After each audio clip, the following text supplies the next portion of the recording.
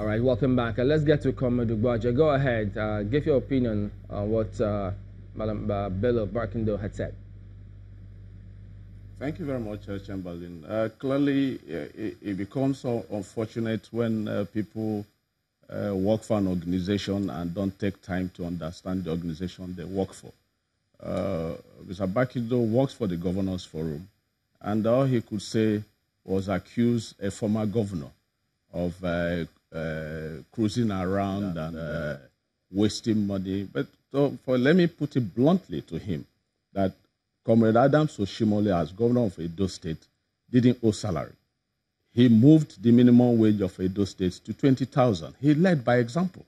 And if he will bother to go to the Secretariat of the Governors Forum, he can verify that, if he indeed would bother to do that. So the issue of a former labor leader getting into government and cruising around and was unchecked is completely untrue. The fact is we are not picking people. We said governors. But fortunately, he has singled out a governor, and Adams Oshimole led by example. And the records are there, that the minimum wage, the people he is now representing are talking about, Adams has surpassed it in Edo, clearly. So, and Edo is not oil producing. So neither is Edo having to do any miracle, except discipline and prioritize what was important to the state and workers. Human resource was important to Edo State. And that was why minimum wage issue was relevant to Adams Oshimole as governor of Edo State.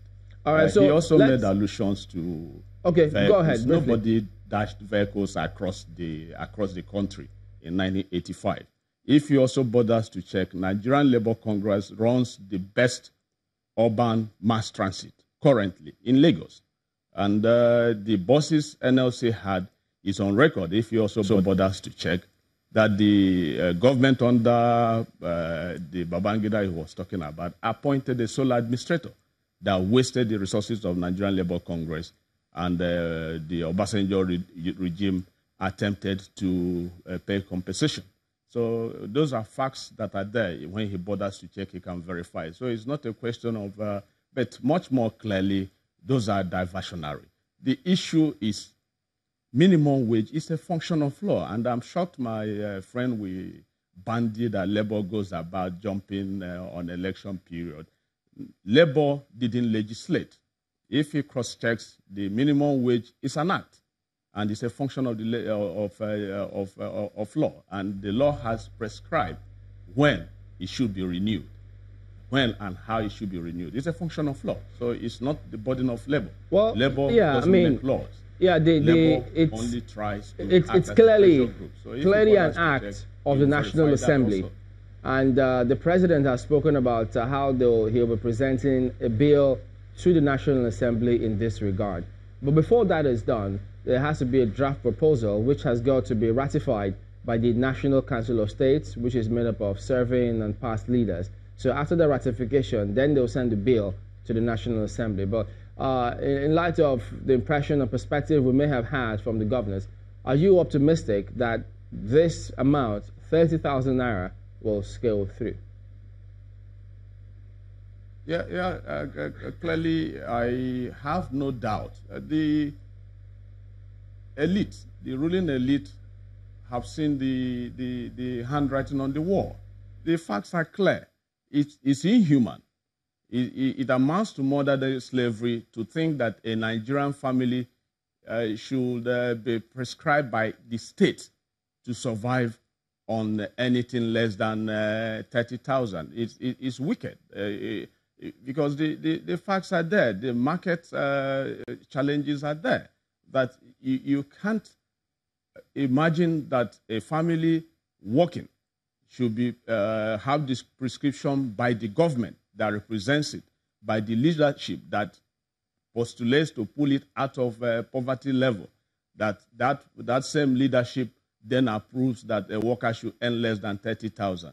That would be unimaginable. So clearly, we know that the right thing will be done. The give and take that went into arriving at that figure is commendable. Let me turn to Mr. Bello-Barkindo. The shocking thing is normally when we go through negotiations like this, the challenge is with the organized private sector. Okay, because government seeks to protect the people. We will get your point. Now, let's turn to Mr. Bello-Barkindo. Pardon me, we need to turn to Mr. Bello-Barkindo now. Speaking about all of the processes, yes, we've heard the president, because we do remember, yes, states had this bailout funds or budget support, they refer to it, they use them interchangeably.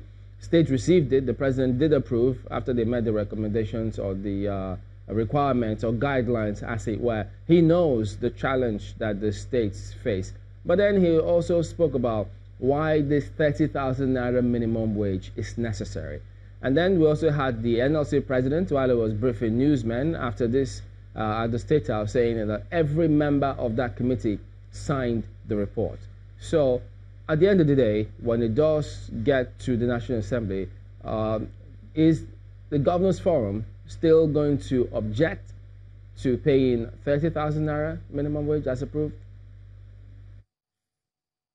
Like I said, Chamberlain, I cannot make a pronouncement on this yet. Governors have to meet and decide collectively what steps they are going to take about, this matter.